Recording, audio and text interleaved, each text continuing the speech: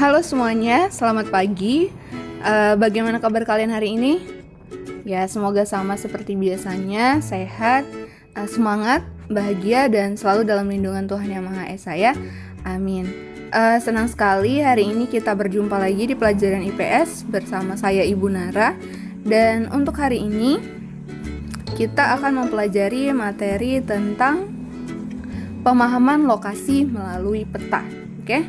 Nah, jika berbicara tentang peta, pasti sudah tidak asing lagi ya bagi kalian. Sering mendengar istilah peta, atau mungkin pernah melihat peta di dinding kelas kalian, atau mungkin pernah bahkan sering menggunakan Google Map ya di kehidupan sehari-hari kalian untuk membantu kalian menemukan suatu lokasi atau tempat yang kalian belum tahu pasti keberadaannya ya. Nah, di dalam Google Map tersebut adalah peta juga ya yang membantu kalian untuk menemukan wilayah yang seharusnya, ya kan? Nah, di peta tersebut kan kalian lihat ada gambaran seperti pada kenyataannya, pada yang seharusnya. Tetapi dalam peta itu digambar dalam bentuk yang lebih kecil gitu ya.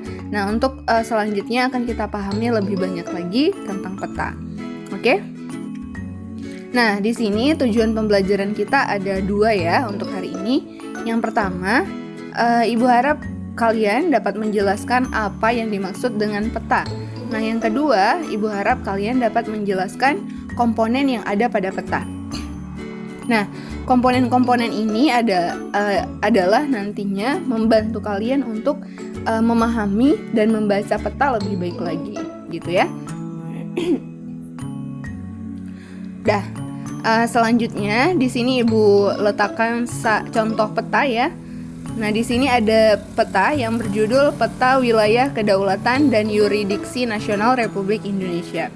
Nah, judulnya seperti itu artinya peta itu berisi tentang wilayah kedaulatan dan yurisdiksi nasional Republik Indonesia. Nah, ini contoh peta ya. Di sini ada peta Indonesia dari Sabang sampai Merauke. Kemudian ada peta negara-negara tetangga dari Indonesia seperti Filipina, Malaysia, Brunei, Singapura, Australia. Kemudian ada komponen-komponen peta lainnya yang nanti akan kita pelajari satu persatu. Oke? Dan selanjutnya, nah di sini ada yang pertama, tujuan pembelajaran kita yang pertama ya, ada pengertian peta nih. Nah, katanya peta adalah gambaran permukaan bumi pada suatu bidang datar dan diperkecil dengan menggunakan skala. Nah, artinya peta adalah gambaran permukaan bumi. Berarti permukaan bumi yang seharusnya ya, yang kita hidup sehari-hari di sana. Kemudian digambarkan gambarannya itu sesuai dengan keadaan yang seharusnya di permukaan bumi itu digambarkan di sebuah bidang datar. Bidang datar itu bisa berupa papan, bisa berupa kertas dan lain-lainnya, dan diperkecil. Nah, berarti permukaan bumi yang seharusnya itu kan sangat luas ya. Ya kan? Kota Banda Aceh saja itu sangat luas. Jika kita buat di peta yang luasnya sama seperti Kota Banda Aceh, berarti petanya besarnya seperti Kota Banda Aceh juga kan? Nah, kalau peta artinya yang katanya diperkecil, berarti peta itu diperkecil. Dia itu sesuai letaknya seperti seharusnya. Misalnya peta Kota Banda Aceh, berarti letak jalannya, bangunannya, fasilitas dan lain-lainnya itu sama persis digambarkan di peta, tetapi diperkecil sehingga hanya dalam satu lembar atau dalam papan yang berukuran lebih kecil saja dengan menggunakan skala katanya. Nah, nanti untuk skala akan kita pahami lagi di materi selanjutnya. Oke? Nah, untuk pengertian peta, Ibu yakin kalian sudah paham ya maksudnya apa? Kita lanjut lagi ke, nah di sini ada komponen penyusun peta. Nah, komponen penyusun peta yang Ibu sebutkan tadi akan membantu kalian untuk memahami dan lebih mudah membaca peta lagi, begitu ya. Nah, di sini komponen penyusun peta itu ada beberapa. Ada judul peta, skala peta, orientasi utara, simbol peta, garis koordinat, inset, legenda, dan sumber peta. Nah, untuk selanjutnya kita akan bahas satu persatu supaya lebih paham lagi, oke? Nah, yang pertama di sini ada judul peta. Nah, pasti Ibu yakin nih kalian udah tahu ya judul peta itu yang mana. Biasanya kalau judul itu letaknya pasti paling atas ya. Seperti judul novel pasti ada di covernya. Judul sebuah cerita pasti paling atas gitu kan. Nah, dan judul-judul lainnya pasti judul itu letaknya di paling awal begitu ya. Nah, demikian juga untuk judul peta. Nah, ini kita lihat ya. Oke, di sini dikatakan judul peta berfungsi untuk menunjukkan isi suatu peta. Nah, sama seperti judul-judul yang lainnya ya. Judul itu selalu memberikan gambaran isi dari sesuatu begitu ya. Jika judul novel, oh berarti novelnya tentang ini nih gitu ya. Kalau judul peta berarti isi suatu peta juga sesuai dengan judulnya. Nah, Ibu kasih contoh nih. Nah, ini gambar yang sama persis seperti di awal tadi ya. Nah, di sini judulnya kalian pasti udah tahu ya yang mana judulnya. Judulnya yang paling atas. Nah, di sini judulnya Peta Wilayah Kedaulatan dan Yurisdiksi Nasional Republik Indonesia. Artinya, jika judulnya seperti itu, berarti peta yang ada ini menjelaskan wilayah kedaulatan dan yurisdiksi nasional Republik Indonesia. Begitu. Bisa dipahami ya? Oke, next kita lanjut ke yang kedua, ada skala peta. Nah, di sini dijelaskan skala peta menunjukkan perbandingan antara jarak di peta dengan jarak sesungguhnya di lapangan. Nah, tadi ada kata skala di pengertian peta ya. Nah, ini Ibu jelaskan nih apa yang dimaksud dengan skala. Oke. Nah, katanya skala peta menunjukkan perbandingan antara jarak di peta dengan jarak sesungguhnya di lapangan.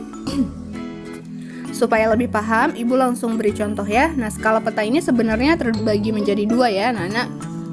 Kita jelaskan satu persatu dulu. Yang pertama di sini ada skala angka ya. Nah, skala angka itu artinya berwujud perbandingan angka. Contoh nih, 1:100.000. Artinya 1:100.000 itu biasanya ada satuannya ya. Kalau dalam peraturan perpetaan biasanya menggunakan satuan sentimeter. Nah, jika 1:100.000 artinya 1 cm banding 100.000 cm. Nah, sesuai pengertiannya, skala peta menunjukkan perbandingan antara jarak di peta dengan jarak sesungguhnya di lapangan. Berarti 1 cm itu jarak di peta nih. Nah, 100.000 cm adalah jarak sesungguhnya di lapangan. Berarti kita baca lagi ya, 1:100.000 artinya 1 cm di peta sama dengan 100.000 cm di lapangan. Berarti kalau kalian baca peta, di peta tuh cuma 1 cm tuh wilayahnya, ya kan? Sedangkan di aslinya, di wilayah yang seharusnya, di lapangan, itu jaraknya itu 100.000 cm. Nah, kalau 100.000 cm, kita rubah satuannya ke kilometer, itu sama dengan 1 km. Atau 1 cm sama dengan 1 km di lapangan. Itu contoh dari skala angka. Bisa dipahami ya? Oke, kita lanjut ke skala garis atau grafis. Nah, skala garis atau grafis ini berbentuk garis. Contoh nih. Oke, ada garisnya ya. Nah, di situ ada satuannya yang di atas cm, sedangkan yang di bawah ada satuannya kilometer. Nah, langsung saja kita baca angka yang pertama tuh, 1:4.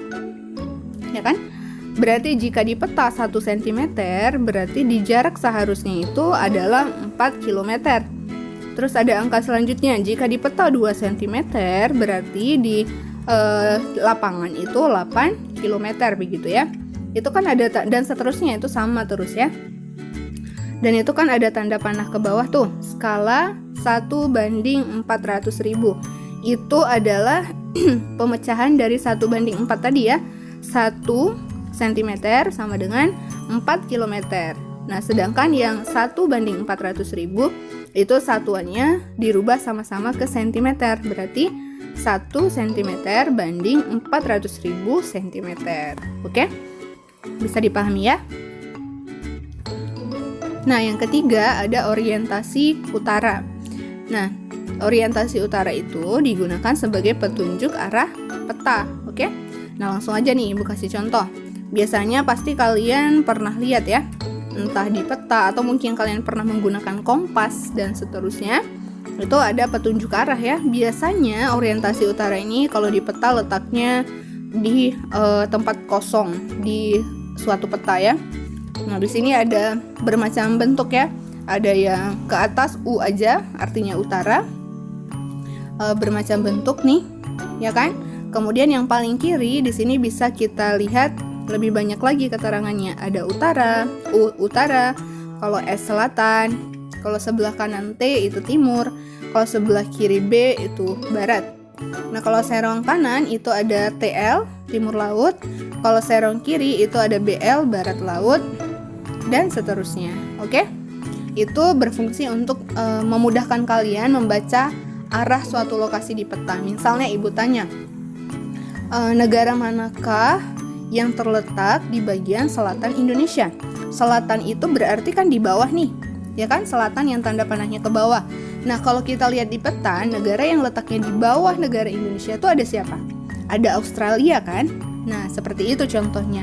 Oke, kalian untuk memahaminya bisa melihat lagi di buku paket kalian ada contoh dari peta Indonesia, oke? Selanjutnya yang keempat ada simbol peta. Nah, simbol peta itu tanda khusus ya pada peta yang mewakili objek yang dipetakan. Ada simbol garis, titik, warna, dan area. Nah, langsung aja nih Ibu kasih contohnya. Yang pertama ada simbol titik ya. Ini bentuknya bermacam-macam. Ada yang segitiga untuk gunung api, ada yang aktif, ada yang berapi berwarna merah, ada yang berbentuk lingkaran, ada yang persegi panjang. Ini disebut simbol titik ya. Biasanya terdapat pada peta untuk menjelaskan lambang-lambang tertentu pada peta tersebut. Jika ada lambang seperti pesawat, itu artinya di lokasi tersebut ada bandar udara dan seterusnya. Bisa dipahami ya? Nah, yang kedua ada simbol garis nih. Nah, simbol garis itu biasanya berbentuk garis yang tidak beraturan, ada ketebalannya, disesuaikan, bentuknya juga disesuaikan, dan seterusnya. Nah, itu ada contohnya sungai, ada jalan raya, jalan lain desa, dan seterusnya. Oke? Dan yang ketiga ada simbol warna nih. Ya kan, simbol warna itu punya peraturan sendiri ya dalam pemetaan, tidak boleh sembarang menaruh warna, ya kan? Biasanya nih jika warna biru itu biasanya digunakan untuk laut, danau, sungai, intinya menggambarkan wilayah perairan. Jika jalan biasanya menggunakan simbol merah gitu dan seterusnya.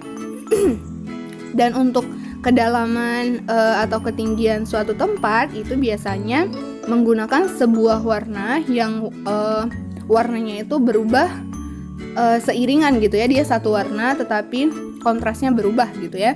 Misalnya nih ada ketinggian daratan ya yang bisa kalian lihat, itu kan warna hijau ya, mulai dari hijau muda sampai hijau terang begitu. Bisa dipahami ya?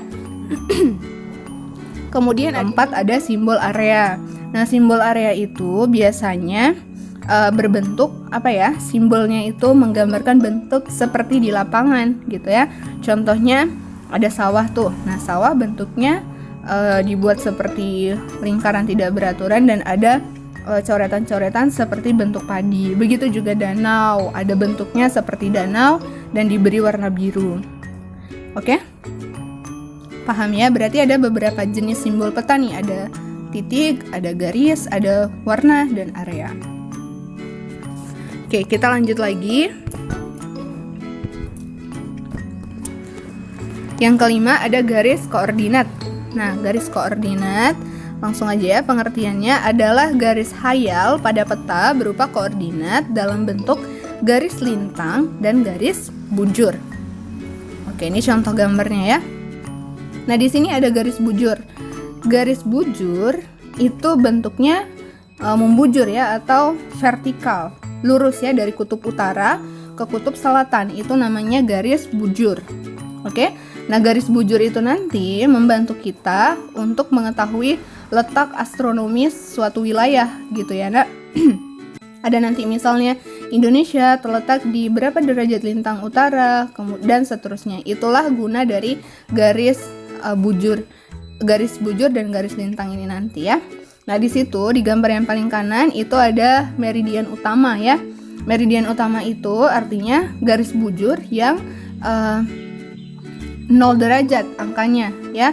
Baru nanti semakin ke kanan meningkat angkanya, semakin ke kiri juga meningkat angkanya. Oke, kita pindah ke gambar yang di sebelah kiri. Nah, di sebelah kiri itu ada ekuator ya. Nah, itu garis lintang ya.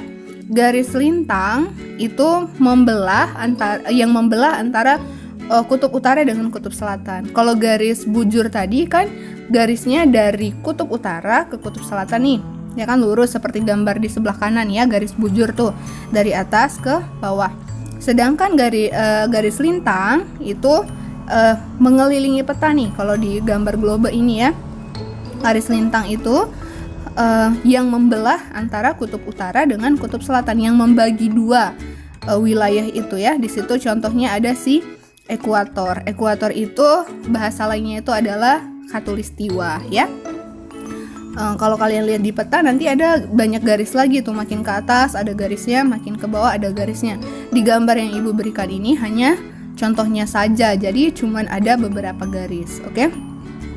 Nah, garis bujur dan garis lintang ini juga berfungsi untuk menunjukkan iklim suatu wilayah. Misal Indonesia terletak di wilayah tropis, berarti iklim di Indonesia itu adalah iklim tropis, begitu ya. Kita lanjut ke inset. Oke, ada yang tahu inset atau pernah dengar? Nah, langsung aja nih. Inset merupakan peta kecil yang ada pada suatu peta untuk menunjukkan lokasi daerah yang dipetakan di antara lokasi lainnya yang lebih luas. Nah, artinya nih, inset itu ada sebuah peta besar misalnya, ya kan?